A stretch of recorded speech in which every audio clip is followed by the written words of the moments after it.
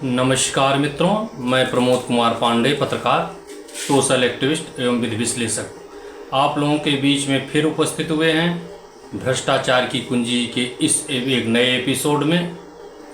मित्रों, हमने पिछले एपिसोड में भी चर्चा किया था कि हम कुछ साक्ष्यों के साथ आएंगे और आपको ये बताएंगे कि भ्रष्टाचार की शुरुआत जड़ कहाँ तक है।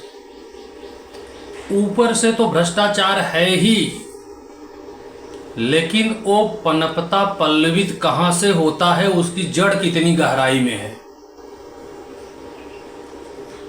कुछ मौसम की वजह से ज्वलंत मामले सामने आ गए हैं, जिसमें हम उन भ्रष्टाचारियों के साक्ष्य को दिखाने के पूरा प्रयास में थे और साक्ष्य को हम इस समय अपने पास लेकर के भी बैठे हैं, लेकिन मजबूरी है कि इन ज्वलंत मुद्दों पर चर्चा न की जाए तो उचित नहीं होगा। मित्रों, बहुत बड़े घोटाले की तैयारी थी भ्रष्टाचार की, लेकिन मौसम ने, बारिश ने उस पर पानी फेर दिया। ये घोटाला मनरेगा की थी। मनरेगा इतनी महत्वाकांक्षी योजनाएं हैं, सरकार हर साल बजट बढ़ा रही है। सरकार तो ये समझ रही है कि हम रोजगार दे रहे हैं और गरीबों तक रोजगार पहुंच रहा है, लेकिन इसमें इतने बड़े पैमाने पे घोटाला होता है, जबकि विभाग ने व्यवस्था कर रखा है कि मजदूरों की ऑनलाइन अटेंडेंस लगेगी। एक बार नहीं, 2 बार अटेंडेंस लगेगी, लेकिन मनरेगा विभाग के जिम्मेदार इसकी भी काट खोज रखे हैं। मेरी पड़ताल में यह पता चला है, साक्ष्यों के साथ मैं इस दावे से कह सकता हूं कि 50% भी मनरेगा की मजदूरी पात्रों को भुगतान नहीं होती है। ऐसे लोगों के नाम पे जॉब कार्ड होते हैं जो किसी दूसरे शहर में नौकरी करते हैं, यहाँ तक कि सरकारी नौकरी करने वालों के नाम पर भी मनरेगा का पैसा निकाला जाता है। ये सब साक्ष्य हम रिकॉर्ड के साथ आपको देंगे। लेकिन वर्तमान में हम बात कर रहे थे कि बड़े घोटाले की तैयारी थी, लेकिन बरसात ने फेरा पानी। मित्रों, जलाशय खुदाई के नाम पर प्रतिदिन एक जनपद में नहीं, लगभग सभी जनपदों में प्रतिदिन मनरेगा के मजदूर जलाशयों की खुदाई कर रहे हैं और उसका भुगतान भी हो रहा है। सारे जिम्मेदार अधिकारी मौन हैं, डीसी मनरेगा से लेकर के रोजगार सेवक, सचिव, खंड विकास अधिकारी, डीडीओ साहब, पूरी सोशल ऑडिट की टीम लगी है। अभी 27 सितंबर से 29 सितंबर तक पूरे उत्तर प्रदेश में, विशेष करके पूर्वी उत्तर प्रदेश में काफ़ी तेज बरसात चल रही थी। हर जगह जल जमाव था, और जब जल जमाव या जल भराव है, ऐसे में जलाशयों की खुदाई कैसे हो सकती है? यह एक जनपद का मामला नहीं है।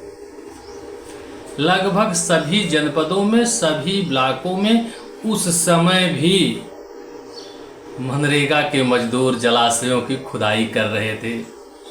जरा सोचिए, जिस समय जल भराव हो, क्या किसी भी जिले के जिम्मेदार अधिकारी, डीसी मनरेगा या ब्लॉक स्तर पे खंड विकास अधिकारी या स्वतः संज्ञान नहीं ले सकते? क्या उनके पास इतना विवेक नहीं है? अरे, जो लोग कंपटीशन बुद्धिमान होते हैं, कंपटीशन क्वालिफाई करते हैं, उन्हीं लोगों को तो नौकरी मिलती है।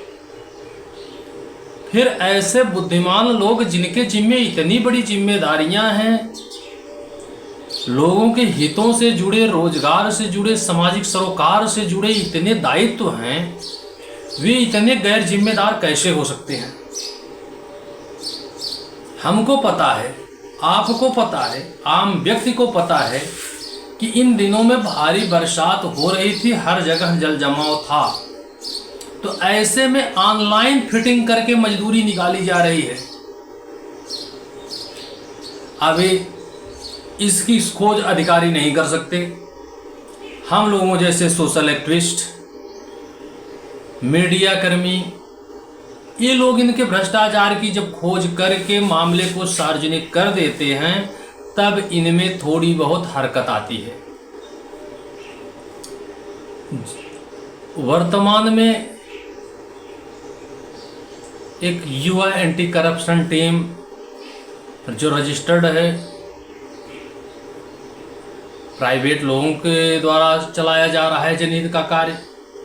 जिन जनपदों में सक्रिय हैं, विशेष करके मनरेगा पर विशेष ध्यान देते हैं,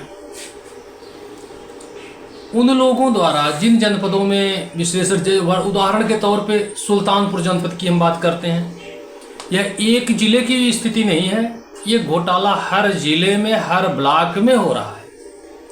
सुल्तानपुर जनपद में टीम ने सक्रियता दिखाई, रिकॉर्ड को निकालकर सार्वजनिक किया, समाचार पत्रों में खबरें छपी कि जब चारों जगह जल जमाव है तो इस ढंग से मनरेगा के मजदूर जलाशय खुदाई कैसे कर रहे हैं।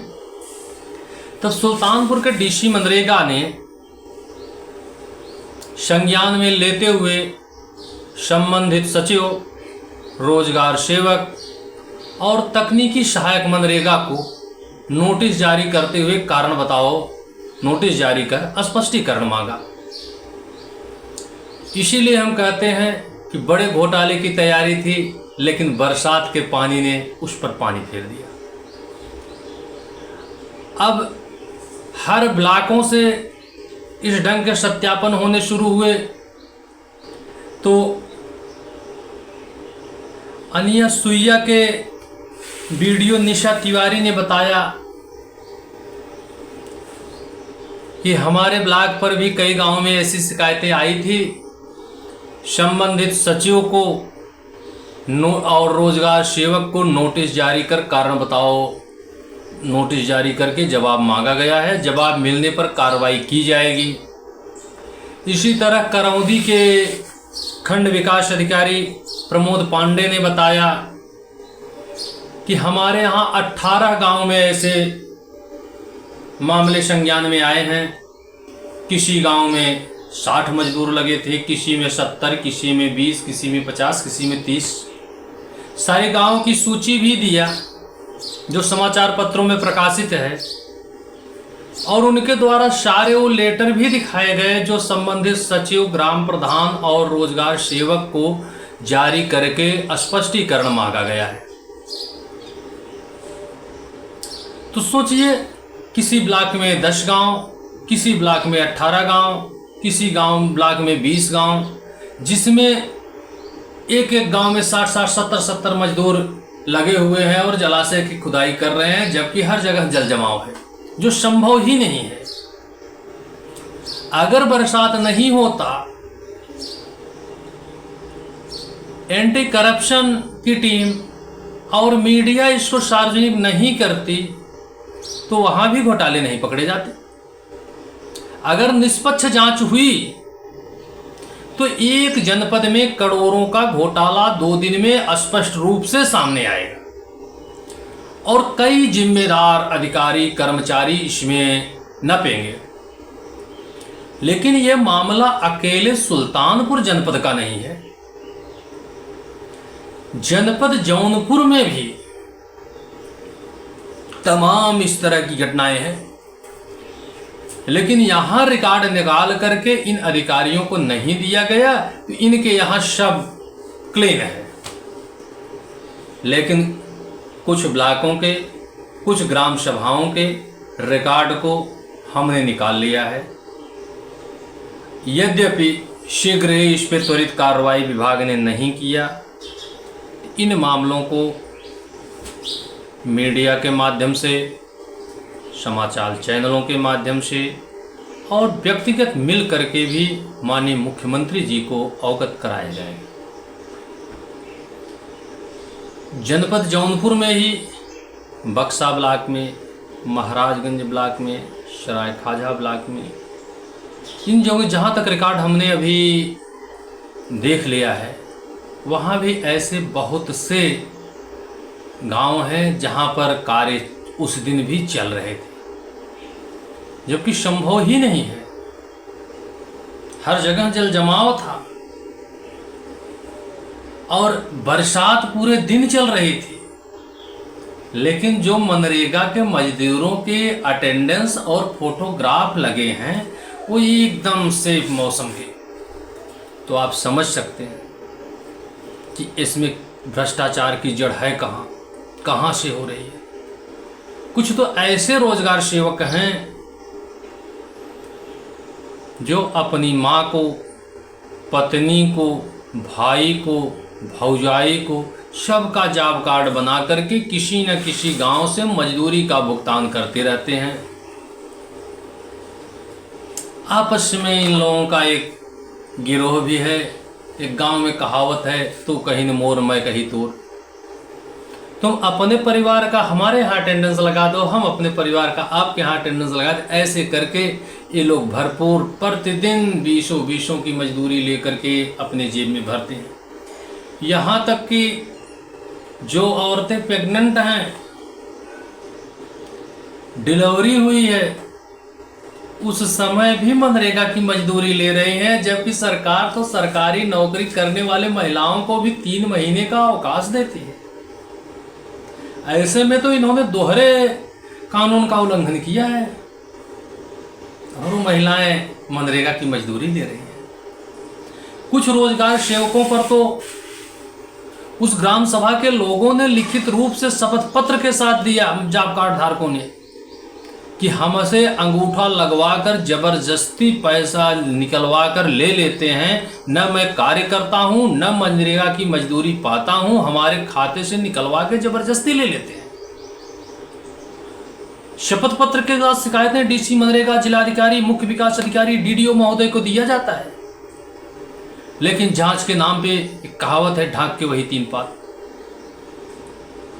तो भ्रष्टाचार की जड़ तो ग्राम स्तर पे, रोजगार सेवक स्तर से शुरू होता है। ग्राम विकास अधिकारी के माध्यम से वो प्रॉपर चैनल ऊपर चलता है। प्रधान तो सरकारी का ही नहीं है, वो पोषित करे, सिंचित करे, फल खाए उस भ्रष्टाचार के वृक्ष का। लेकिन जो कर्मचारी सरकारी हैं, जिनके हस्तलेख में भुगतान होता है, उनकी जिम्मेदारियां भी कौन तय करेगा। रोजगार सेवक रिपोर्ट लगाता है, सचिव सत्यापन करता है, तकनीकी सहायक उसका परीक्षण करके फिटिंग करता है, फिर सोशल ऑडिट की टीमें उसका सत्यापन करती हैं, डीडीओ उसकी मॉनिटरिंग करते हैं। इतने स्तर पे जांच के बाद भी इतने बड़े घोटाले किसी अधिकारियों के निगाह में नहीं आते हैं, तो आप खुद समझ सकते हैं कि यह भ्रष्टाचार की जड़ है कहां तक। और यही नहीं, तमाम जिम्मेदार जनप्रतिनिधि जो आपके मतों से चुनकर जाते हैं, आपके क्षेत्र में रहते हैं, लेकिन उन लोगों का भी ध्यान इधर नहीं जाता,